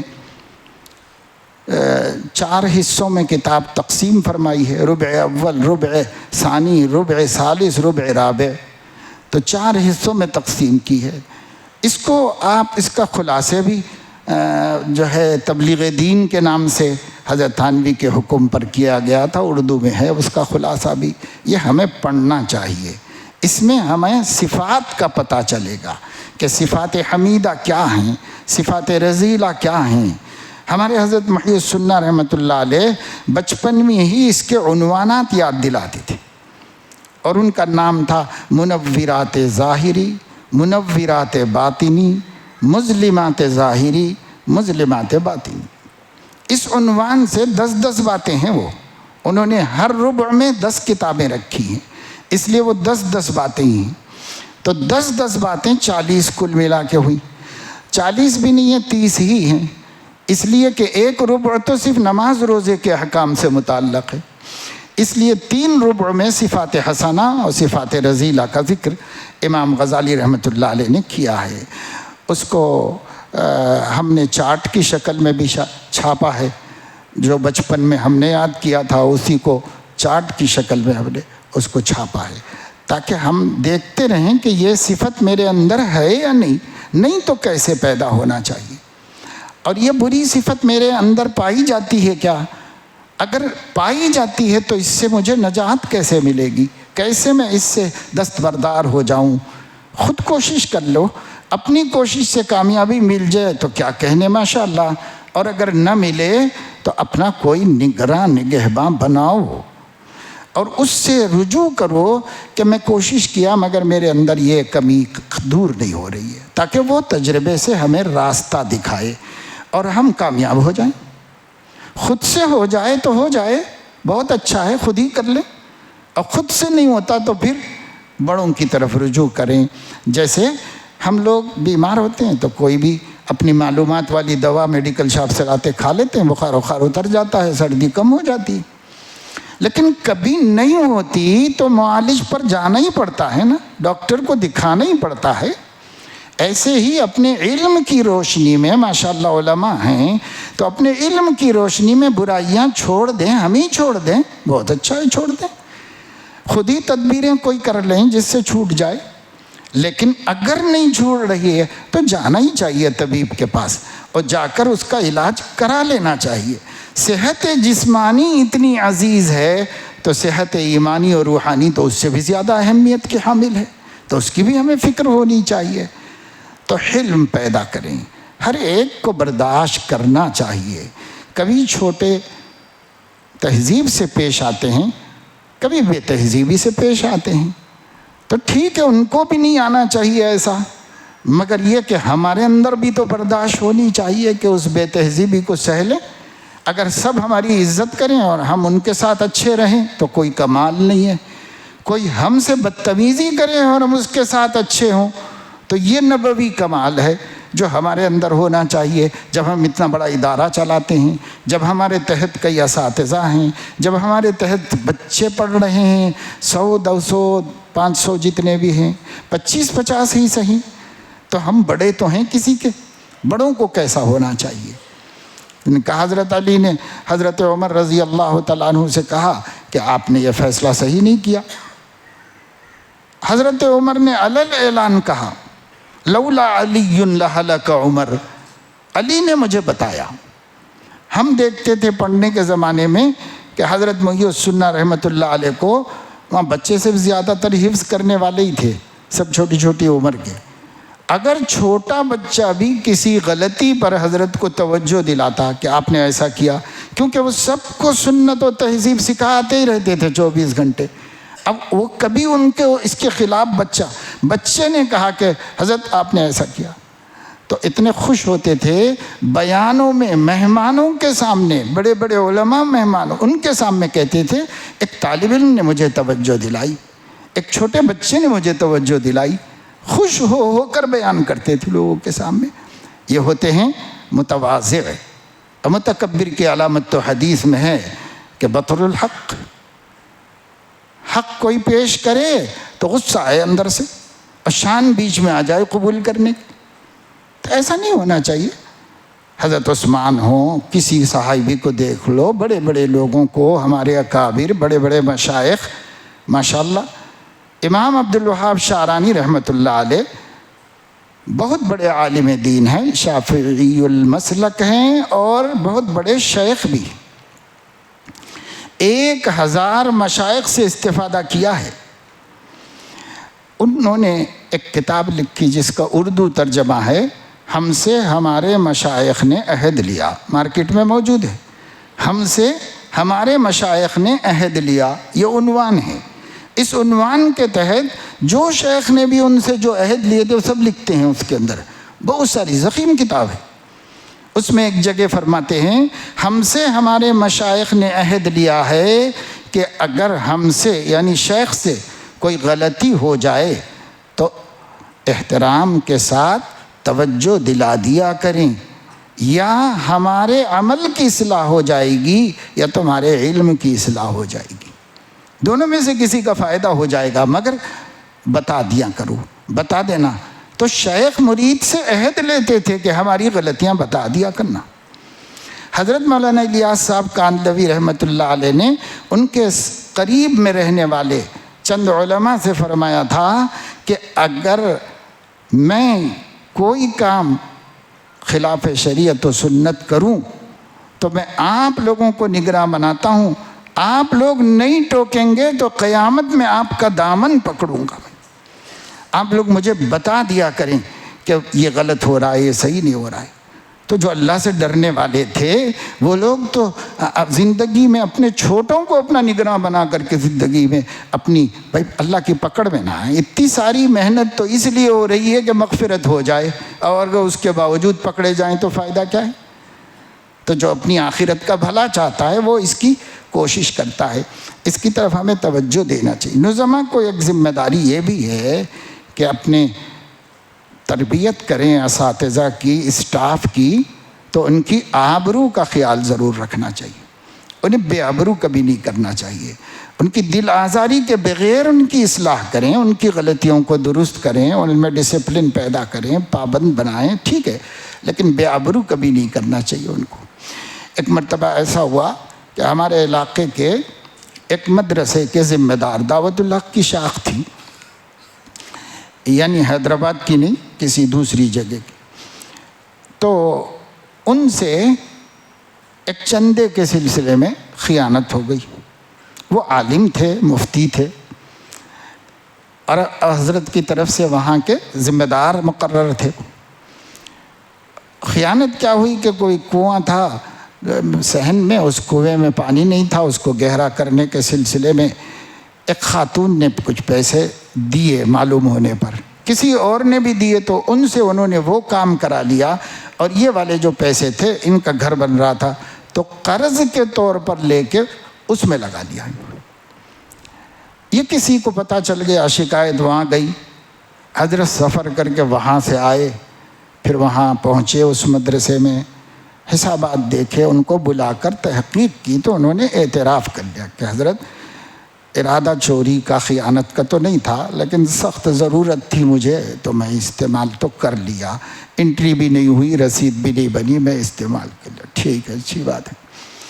ایک تو حضرت نے یہ کیا کہ اب اس تجربے کے بعد ہم کو اس عہدے پر آپ کو نہیں رکھنا ہے، ہم کسی دوسرے کو مقرر کریں گے، لیکن آپ ایک عالم دین ہیں، شہر میں آپ کی عزت ہے، اس لیے ہم آپ کو سبک دوش نہیں کریں گے، آپ مستعفی ہو جاؤ کوئی شخصی عذر بتا کر، تاکہ ہم لوگوں کو بتائیں کہ ان کو مولانا کو کوئی اپنا ذاتی مسئلہ تھا تو وہ خود چلے گئے، تاکہ ہمارے سبک دوش کرنے پر آپ کی بے آبروئی ہوگی، ہم یہ نہیں چاہتے، آپ استعفیٰ دے کر الگ ہو جائیے۔ تو دیکھیے خیال رکھا، عزت کا، عالم کی عزت کا خیال رکھا، غلطی بھی پکڑی، اصلاح بھی کی، تنبیہ بھی کی، پھر کوئی وہ بڑے آدمی نہیں تھے، حضرت کے شاگرد بھی تھے وہ۔ اب پھر اس کے بعد یہ پیسے کیسے ادا ہوں گے؟ تو حضرت نے فرمایا کہ یہ پیسے یہاں مت جمع کیجیے تاکہ آگے کسی کو پتہ نہ چلے، اس کا ہمارے علاوہ کسی کو پتہ نہ چلے، آپ اس کو دعوت الحق منی آرڈر کر دیا کریں، ہر مہینہ تھوڑے تھوڑے پیسے جو آپ سے ہو سکے منی آرڈر کریں، اور منی آرڈر میں بھی یہ لکھیں کہ یہ رقم مدرسے کے لیے عطیہ ہے، یہ لکھیں تاکہ ہمارے وہاں کے اسٹاف کو بھی پتہ نہ چلے کہ ایک عالم نے خیانت کی۔ اب آپ دیکھیے کہ کتنا، اب لوگوں میں تو بہت سخت مشہور تھے حضرت، لیکن وہ کتنا احترام علماء کا کرتے تھے، کتنی عزت دیتے تھے علماء کو، اس کا خیال چھوٹوں کو، ان کے چھوٹے شاگرد، ان کے ساتھ یہ معاملہ۔ ایک صاحب نے مدرسے کی کچھ رقم استعمال کی، دوسرے اسٹیٹ کی بات ہے، حضرت آئے، تحقیق کی، پوچھا تو انہوں نے کہا کہ اہلیہ بیمار تھی تو اس لیے میں نے، تو حضرت نے کہا ایسا نہیں ہونا چاہیے، مجھ سے اجازت لینی چاہیے تھی، آپ اجازت لے کے بغیر اجازت کیوں کی ہے؟ بغیر اجازت تو خیانت ہے۔ ان کو سمجھایا، جاتے وقت وہاں سے حضرت کلکتہ جا رہے تھے، ٹکٹ ہوائی جہاز کا ان کا بھی بنایا۔ یہ جب کی بات ہے جب ہوائی جہاز میں سب کوئی نہیں سفر کرتا تھا، اب تو سب کوئی کرتے ہیں۔ اب تو کہیں میں دیکھ کر ابھی بھوونیشور میں صبح میں ساتھیوں سے کہا کہ تو کچھ دنوں کے بعد یہ بس اڈا ہو جائے گا، لوگ کھڑیں گے حیدرآباد حیدرآباد حیدرآباد کر کے ٹکٹ بھرتے رہیں گے جلدی۔ ایسی بھیڑ بھاڑ ہو گئی ہے اور ایسے ایسے لوگ سفر کرتے ہیں کہ مت پوچھیے۔ خیر، حضرت نے ان کا بھی ٹکٹ بنایا اپنے ساتھ میں، ضرورت کچھ نہیں تھی، صرف ساتھ لے گئے اور راستے میں جہاز میں گھر کے حالات پوچھے، ان کے مسائل کیا ہیں، کیوں بیمار، کیا بیماری ہے، کیا خرچ ہوا، مقروض تو نہیں ہے، کتنا قرضہ ہو گیا ہے آپ کو۔ تو یہ بھی تنبیہ کر دی کہ ایسا مدرسے سے بغیر اجازت نہیں، میں ناظم ہوں، مجھے اطلاع کرنا چاہیے تھا آپ کو۔ تو سب بتا کر، اور پھر جب ان کی جو ساری پریشانیاں معلوم ہوئیں تو جب ایئرپورٹ آ گیا تو اپنے جیب سے ذاتی رقم سے ان کے قرض کی ادائیگی کا انتظام کر کے پھر وہاں سے ٹکٹ بنا کے واپس بھیج دیا، جا اپنے کام میں لگ جاؤ جا کے۔ تو یہ شفیق لوگ ہیں، رحیم و کریم ہیں اپنے اسٹاف کے اوپر، ان کی ضرورتوں کا حسب حیثیت کچھ تو خیال رکھ، کچھ بھی نہیں تو ہمت افزائی کی بات تو کرو، ہے ہی نہیں تو پھر لوگ کیا کریں گے، وہ جو بدنامیاں ہوتی ہیں اسی طریقے سے۔ اس کے مقابلے میں ایک صاحب کے بہت سارے ادارے چلتے ہیں، میں کوئی اشارہ کرایہ بھی نہیں بتاتا، لیکن بہرحال چلتے ہیں، میں شخصی طور پر ان کو بھی جانتا ہوں، ان کے بہت سے اداروں کو بھی جانتا ہوں۔ ان کے کسی ذمہ دار سے غلطی ہوئی، ایسی ہی کوئی خیانت کی، تو بچوں کے ختم قرآن کے سالانہ جلسے میں کرسی پر بیٹھ کر بیان شروع کرنے سے پہلے محتمم کو کھڑا کر کے پبلکلی ان کی خیانت کو بتایا، لوگوں کو پبلکلی بتایا کہ انہوں نے ایسی خیانت کی ہے، یہ آپ کے عالم ہیں، یہ آپ کے مولانا صاحب ہیں، انہوں نے ایسا کیا جلسے میں عوام کے سامنے۔ اب ایک یہ منظر دیکھو تربیت یافتہ عالموں کا، اور یہ بے تربیت عالموں کا کیا ہے۔ ایک مولانا صاحب کو میں نے دیکھا کہ ایک مدرسے کے اندر دوسرے اسٹیٹ میں ہم بھی گئے ہوئے تھے، وہ بھی آئے ہوئے تھے، رات میں جلسہ ہوا، صبح بچے مسجد میں نماز کے لیے نہیں آئے، اکثر تو چھٹی ہو گئی تھی چلے گئے تھے، کچھ بڑے بچے تھے جو اوپر سو رہے تھے، تو یہ تہجد پڑھنے کے بعد نیک آدمی ہیں ماشاءاللہ، ان کی دیانت و تقوی کا منکر نہیں ہوں، نیک آدمی، تہجد کے بعد وہ راؤنڈ لگاتے اوپر چلے گئے، بڑے بڑے بچے سو رہے تھے، نماز شروع ہو چکی تھی، تو ان بچوں کو جگا کر نیچے لا رہے تھے، میں بھی مہمان خانے سے مسجد کی طرف جا رہا تھا، تو کیسے لا رہے تھے، ایک جھاڑو ان کے ہاتھ میں تھی، وہ جھاڑو سے مار کر لا رہے تھے ان بچوں کو جو حدیث پڑھتے ہیں، نہیں۔ اب ایسے ہمارے دوپہر کے کھانے کی دعوت تھی وہاں پر، ان کی بھی تھی، میری بھی تھی، کسی کے گھر میں، شہر کے معزز آدمی تھے، مہمانوں کو گھر لے گئے، وہ دسترخوان بچھا رہے تھے، خود لا رہے تھے، ان سے کہا کھانا وانا بچے لائیں گے، آپ بیٹھ جائیے، تو ان کو بٹھا دیا، اگر سورہ فاتحہ سناؤ، تم کو سورہ فاتحہ ہی نہیں پڑھنے آتی، تم کیا مدرسے کے صدر بنے ہوئے۔ تو بھائی مہمان دوسرے لوگ بیٹھے ہیں، محلے کے لوگ ساتھ میں بیٹھے ہوئے ہیں، کسی کی تنبیہ ایسے ہوتی ہے۔ تو یہ سب چیزیں تہذیب نہ ہونے اور تربیت نہ ہونے کا نتیجہ ہے۔ جذبہ کتنا بھی اچھا ہو، مقصد کتنا بھی نیک ہو، لیکن یہ طریقہ نہیں ہونا چاہیے۔ ہمیں عزت و آبرو کا خیال کر کے اپنے چھوٹوں کی تربیت کرنی چاہیے۔ حضور علیہ السلام نے کسی کو ذلیل نہیں کیا، کسی کو ذلیل نہیں کیا، مگر سب کو کیا بنا دیا، رش کے ملائک بنا دیا، لیکن کسی کو ذلیل نہیں کیا، کسی کو بے آبرو نہیں کیا۔ اس کا خیال بھی ہم لوگوں کو بہت زیادہ رکھنا چاہیے۔ اور جو طلبہ ہمارے ہاں پڑھتے ہیں ان کے دکھ درد کا ہمیں احساس ہونا چاہیے. ایسا انتظام کریں کہ جو دارالاقامہ کا ذمہ دار ہو وہ بچوں کی نفسیات کو سمجھتا ہو. ہمیشہ بچہ سستی اس لیے نہیں کرتا کہ اسے نہیں پڑھنا ہے. کبھی اس کے پیٹ میں درد بھی ہو سکتا ہے, کبھی اس کی اماں بھی یاد آ رہی ہوگی اس کو, کبھی وہ گھر گیا تھا ہوگا اور والدین میں کوئی جھگڑا ہوا ہوگا, اس کا غم اس کے دماغ پہ سوار ہوگا. اب ہم ہر دفعہ یہی سمجھیں گے کہ صاحب بدمعاشی کر رہا ہے, شرارت کر رہا ہے, نہیں پڑھنا چاہ رہا ہے, تو جب وہ دکھی ہو اور ہم اس پر طنز کریں تو اس کے دل کا کیا حال ہوگا اور اس پر کتنا غم کا پہاڑ ٹوٹے گا. تو ایسا نہیں ہونا چاہیے. استاد کو بھی چاہیے کہ بچے کے بارے میں ذرا نفسیات سے واقف ہو, یہ دیکھے کہ وہ واقعی شرارت کر رہا ہے یا اس وقت کسی اندرونی انتشار میں یا اندرونی دکھ میں مبتلا ہے. اس کے اندر فرق کرنا چاہیے, ایسا محسوس کرنا چاہیے. میں اپنے گھر کی ایک مثال دیتا ہوں. ہمارا ایک بچہ تھا بہت پڑھنے میں سست, بہت شکایتیں آتی رہتی تھی ٹیچر سے, اور بار بار, اور اسکول جاتا تھا وہاں پڑھنے میں بہت ہم لوگ بھی ڈانٹتے رہتے تھے, ماں بھی ان کی ڈانٹتے رہتی تھی, سب اس کو کہتے پڑھنے کا شوق نہیں, پڑھنے کا شوق نہیں, پڑھنے کا شوق. کافی دنوں کے بعد کسی وقت جب ہم ڈانٹ رہے تھے تو اس نے کہا بھائی میں کیا پڑھوں, مجھے نظر ہی نہیں آتا کہ بورڈ پہ کیا ہے. اچھا, تب خیال آیا کہ اچھا آنکھیں کمزور ہیں کیا اس کی.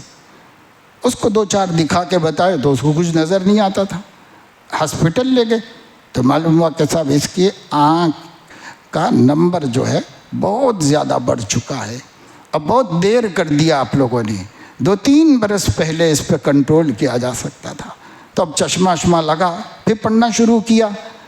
تو اب بتائیے کہ ہم ماں باپ ہی تو قصوروار تھے کہ ہم سمجھ ہی نہیں سکے کہ نہیں پڑھ رہا ہے یا نہیں پڑھنے میں کوئی رکاوٹ ہے قدرتی طور پر اس کی. ایسا اپنے بچوں میں بھی ہو سکتا ہے, ایسا قوم کے بچوں میں بھی ہو سکتا ہے. اس لیے ہمیں اس کی طرف دھیان و توجہ دینا چاہیے, اس کی طرف ہمیں فکر کرنا چاہیے, اس کا خیال رکھنا چاہیے. اور آخری بات یہ ہے کہ ہر ذمہ دار مصالح مدرسہ, مصالح شخصیہ پر مقدم رکھے. کسی کو تقرر کرنے, کسی کو معزول کرنے, کسی کی کتابیں بڑھانے, کسی کی کتابیں گھٹانے, کسی بھی فیصلے میں ہمارا شخصی مفاد یا شخصی تأثر نہیں ہونا چاہیے, چاہے وہ مدرس ہمارا موافق ہو یا ہمارا مخالف ہو. شخصیت اپنی جگہ پر, ادارے کا مفاد اپنی جگہ پر. ادارے کے مفاد کو شخصیت کے مفاد پر مقدم رکھنا چاہیے. اور ایسا کرنے سے استحکام ہوتا ہے, ایسا کرنے سے طلباء کا فائدہ ہوتا ہے, طلباء اچھے اساتذہ سے محروم نہیں ہوتے. تو اس کا ہمیں دھیان خیال رکھنا چاہیے. اکثر یہ ہوتا ہے کہ اپنی مصلحتوں کی بنیاد پہ تقرر ہو گیا, اپنی مصلحت کی بنیاد پہ تنزل ہو گیا, اپنی مصلحت کی بنیاد پر یا اپنے ساتھ کوئی نااتفاقی ہو گئی تو جذبہ انتقام میں اس کو محروم کر دیا گیا, یا اسے نیچے گرا دیا گیا, یا اسے برطرف کر دیا گیا. یہ سب کا حساب قیامت میں ہوگا, چاہے دنیا میں ہمارا عہدہ بڑا ہونے کی وجہ سے کوئی نہ پوچھ سکے, لیکن اللہ تو سب سے بڑے ہیں. اللہ تعالیٰ کے جب سامنے ہوں گے تو اللہ رب العزت اس کو پوچھیں گے. حضرت مولانا مرغوب الرحمن صاحب رحمۃ اللہ علیہ کے نواسے کے بارے میں مجھے بتایا حضرت مولانا مفتی راشد صاحب نے کہ ان کا نواسہ, اس کا جب حاضری کا اوسط نکالا گیا تو 4 دن کی حاضری کم تھی. تو حضرت محتمیم صاحب کا نواسہ ہے, دور حدیث کا امتحان دینا ہے, 4 دن کی حاضری کم ہے, تو سفارشاً اس کو بٹھا سکتے ہیں. ذہین بھی ہے, قابل بھی ہے, اسے بٹھا سکتے ہیں. ہاں, حضرت مفتی سعید احمد صاحب پالنپوری نے سنایا تھا, بٹھا سکتے ہیں. اس لیے دفتر تعلیمات نے حضرت سے کہا کہ آپ کے خصوصی سفارش سے 4 دن کا درگزر کر دیجئے, بچہ امتحان دے لے گا, بہت قابل ہے, اس سال فارغ ہو جائے گا. تو حضرت نے پوچھا اور طلباء کے ساتھ کیا ہوا؟ کہا کہ ان کو تو نہیں بٹھایا گیا, تو اس کو بھی نہیں بٹھایا جائے گا. یہ مدرسہ ہے، یہ میرا گھر نہیں ہے، اس کو بھی نہیں بٹھایا جائے گا۔ نہیں بٹھایا گیا۔ ان کے نواسے کو اگلے سال پھر دورہ حدیث پڑھ کر امتحان دینا پڑا، لیکن نہیں بٹھایا۔ یہ کیسے اللہ سے ڈرنے والے لوگ ہیں، یہ کیسے انصاف کرنے والے لوگ ہیں۔ ہمیں ایسے انصاف کے بارے میں اپنے بڑے ہمارے لیے بہت بڑی مثال ہیں بھائی۔ ہمارے لیے دنیا میں کھوج کے یا تاریخ میں سے بھی نکال کے لانے کی ضرورت نہیں شخصیتوں کو۔ ہمارے اکابر دیوبند خود ایسی بے مثال مثالیں ہیں کہ ہم ان کو ہی دیکھ کر سدھر سکتے ہیں، سیکھ سکتے ہیں، ولی کامل بن سکتے ہیں، بہترین ناظم بن سکتے ہیں، بہترین بانی بن سکتے ہیں، بہترین شیخ الحدیث بن سکتے ہیں، بہترین سب کچھ بن سکتے ہیں۔ اللہ پاک اپنے فضل و کرم سے ہم سب کو توفیق عمل نصیب فرمائے۔ اور 15 منٹ باقی تو ہیں، لیکن میرے 2 عنوانات تھے۔ ایک کے لیے تو میں صرف آپ کو اشارہ کر دیا کہ یہ کتابیں پڑھ لیجئے اور اس کے ذریعے سے آپ ان مسائل کو، یعنی محاسن اور رذائل کا اثر اجتماعی زندگی میں کیا ہوگا، یہ ایک عنوان تھا۔ محاسن یعنی صفات حمیدہ جو ہر مومن میں ہونا چاہیے، جس کی تعلیم نبی نے دی ہے، صفات حمیدہ کا ہمارے اندر پیدا ہونا، اور رذائل صفات مذمومہ رذیلہ جس سے ہمیں، تو وہی میں نے بتایا کہ مظلمات ظاہری، مظلمات باطنی، منورات باطنی اور مظلمات باطنی، یہ جو چیزیں ہیں نا، ان کو پیدا کرنے سے سماج پر اس کا غیر معمولی اثر پڑتا ہے۔ ہماری کوئی صفت اچھی ہے تو اچھا اثر نہ ہو چھوٹوں پر، یہ ممکن نہیں، اور اگر کوئی بری صفت ہے تو برا اثر نہ ہو، یہ بھی ناممکن ہے۔ اپنے گھر کے بچے بھی جان لیتے ہیں کہ ابو یہ غلط کر رہے ہیں، امی کی یہ بات اچھی نہیں ہے۔ گھر کے چھوٹے بچے بھی فرق کرتے ہیں اچھے میں اور برے میں۔ اور اتنے سارے طلبہ جو ہمارے پاس ہیں، وہ کیا ہمارے اچھائیوں برائیوں کو نہیں سمجھتے؟ اب پھر وہ ہمارے مقتدی محلے کے لوگ جن کی ہم امامت کرتے ہیں، وہ ہمارے اچھے برے کو نہیں سمجھتے؟ سب سمجھتے ہیں۔ تو اثر تو بھائی پکی بات ہے، اس کی زیادہ میں تفصیل میں نہیں جاتا۔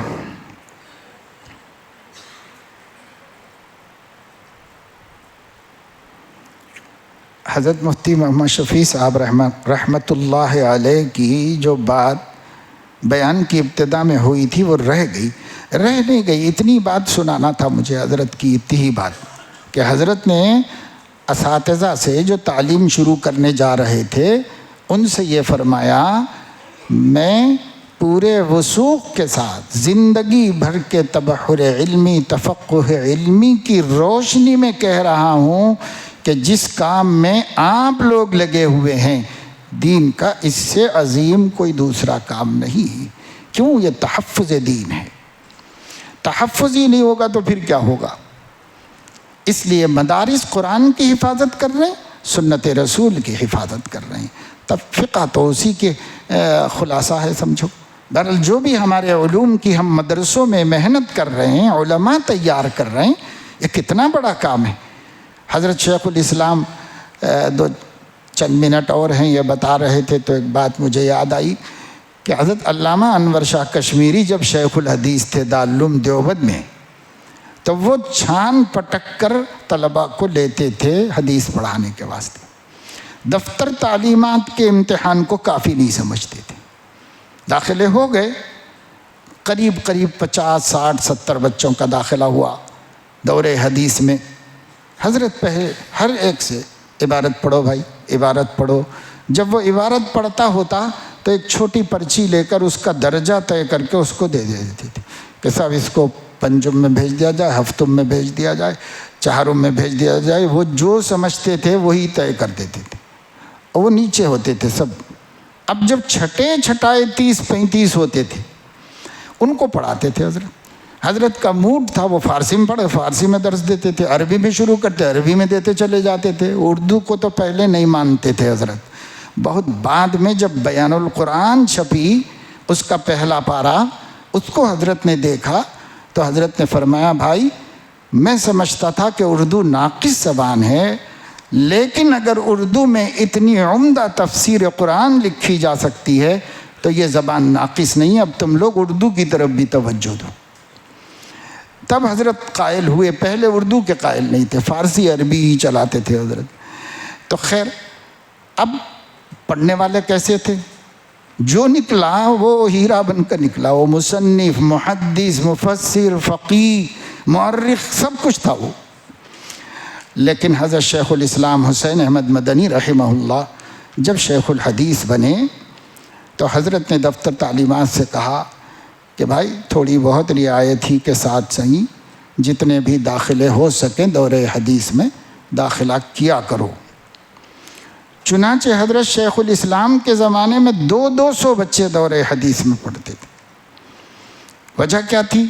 ان کا اپنا ایک معیار تھا، ان کا اپنا ایک معیار تھا۔ حضرت شیخ الاسلام عالمی آدمی تھے، پورے ہندوستان کے چپے چپے کا دورہ کرتے تھے، ہر علاقے سے باخبر تھے۔ تو حضرت نے یہ فرمایا فارغ کرو، بڑی تعداد میں فارغ کرو طلباء کو، اس لیے کہ امت کو علماء کی ضرورت ہے، اور دارالعلوم کا فارغ کوئی بڑا کام نہ کرے، عقائد کی حفاظت تو کر لے گا، عقیدے تو محفوظ کر دے گا مسلمانوں کے، صحیح اتنا تو ہو جائے گا۔ اس لیے حضرت یہ طریقے پر آئے تو الحمدللہ اس کا بھی فائدہ ہوا۔ ہمارے خود علاقے ایسے ہیں دکن کے کہ شیخ الاسلام کے تلامذہ کے آنے کے بعد علم کے ماحول بنی۔ حضرت بھیجے کونے کونے تک، کاکیناڈا تک بھیجا، تقریباً آندھرا پردیش میں، تمل ناڈو میں اپنے شاگردوں کو بھیج کر کے ایک ماحول بنایا علم کا حضرت نے۔ تو اس وجہ سے یہ ہمارے علماء الحمدللہ جیسے بھی ہیں وہ بقول حضرت شیخ الاسلام کے عقائد اسلامی کی تو حفاظت کر لیں گے، چاہے کوئی بہت بڑے محدث مفسر نہ بن سکے۔ تو یہ اگر ہمارے ارد گرد جعلی مدارس نظر آئیں تو کیا طرز عمل اختیار کرنا چاہیے؟ وہ قانون تو ہمارے ہاتھ میں نہیں ہے، یہ ملک ہے، کہنے کو جمہوریہ ہے، مسلمانوں کے نقصانات سب گوارا ہیں، اور پھر یہ جمہوریہ ہی ہے۔ تو ہم کیا کر سکتے ہیں؟ قانون ہم ہمارے ہاتھ میں نہیں لے سکتے۔ چاہیے یہ تھا کہ ایسے مدارس کو سیز کر دیا جائے، وہ اچھے خاصے مدارس کو جو ہے اتراکھنڈ کی حکومت بند کر رہی ہے، اور جو ایسے نام نہاد مدارس ہیں ان کو بند کرنا چاہیے۔ اگر کرے گی حکومت تو ہم ساتھ بھی دیں گے، خوش بھی ہوں گے، اس لیے کہ یہ قوم کا پیسہ سب کھا جا رہے ہیں، اور جو اچھے کام کرنے والے ہیں وہ بیچارے پائی پائی کو ترس کے کام کر رہے ہیں۔ جیسے کیا مکاتب جو کہ فرض عین ہیں زکوٰۃ لینا جائز ہے جبکہ فرض کفایہ کے لیے؟ یہ تو بھائی آپ سب لوگ علماء کرام ہو، مفتیان کرام ہو، ہم تو مفتی بھی نہیں ہیں، یہ مسئلہ اپنے بستی کے مفتی صاحب سے پوچھ لیجیے۔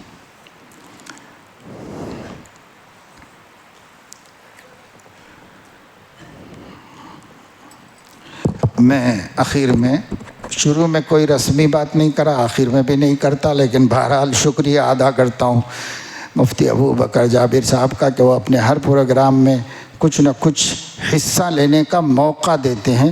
یہ خطاب نہیں ہے، یہ مذاکرہ ہے، یاد دہانی ہے، اور میں اس لیے بھی ہمت کر لیتا ہوں کہ جی حالات زمانہ کو دیکھ کر، حالات مدارس کو دیکھ کر یہ چاہتا ہے کہ اپنے بزرگوں کی سنی سنائی باتیں، دیکھی دکھائی باتیں اپنے برادری کے اندر شیئر ہو جائیں، ان کے اندر ہم پھیلا سکیں، پہنچا دے سکیں، کام آئے گی جس کو بھی آ جائے گی۔ اللہ تعالیٰ قبول فرمائے، آمین۔